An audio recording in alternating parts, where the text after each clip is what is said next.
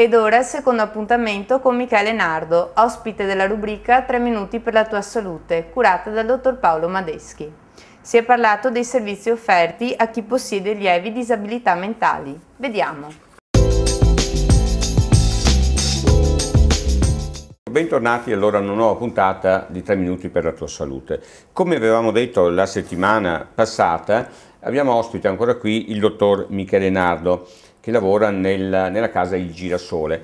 E ci eravamo lasciati col fatto che lui oggi avrebbe dovuto spiegare come fa lui e gli altri operatori a capire le problematiche, le difficoltà di questi soggetti. Lo strumento principale, sì, hanno delle difficoltà intellettive. Lo strumento principale è l'osservazione diretta della persona. Noi partiamo dalle varie diagnosi con i quali ci vengono inviati gli utenti e durante la giornata lavorativa e nelle varie attività della Casa del Girasole avviene un'osservazione strutturata delle persone. Da qui si decide come e cosa potenziare della persona, se c'è da potenziare. Però credo che sia difficile. Sì, è molto difficile. Bisogna osservare molto. Bisogna entrare in sintonia, penso, con la persona. Un'empatia, un metodo empatico. Sì, perché se no non fa. Bene, allora vediamo però come si svolge una giornata tipo nella vostra casa. Il centro della Casa del Girasole è un centro diurno, si lavora dal lunedì al venerdì con un orario che va dalle 8:15 alle 16.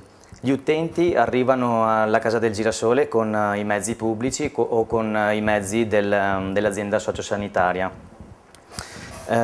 La giornata tipo inizia con un momento di condivisione durante il quale si organizza la giornata e c'è uno scambio di opinioni.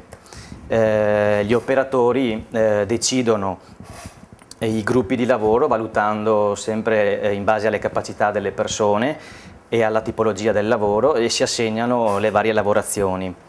Nell'arco della giornata ci sono 2 momenti di pausa nei quali le persone possono socializzare tranquillamente tra di loro, possono fare quello che desiderano e il momento del pranzo viene condiviso con gli operatori. Gli utenti partecipano naturalmente anche alla preparazione e al riordino della mensa, che anche questa è una parte molto educativa per loro.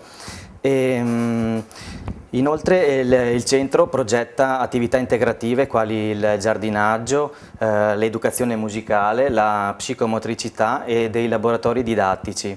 Facciamo anche delle visite di istruzione e delle gite che vanno ad arricchire le giornate e la qualità della proposta educativa del centro. Bene, ringraziamo il dottor Nardo di questa preziosa esposizione in maniera che ci ha fatto conoscere una realtà della nostra zona molto importante e ritengo molto utile. Noi un rivederci la settimana prossima.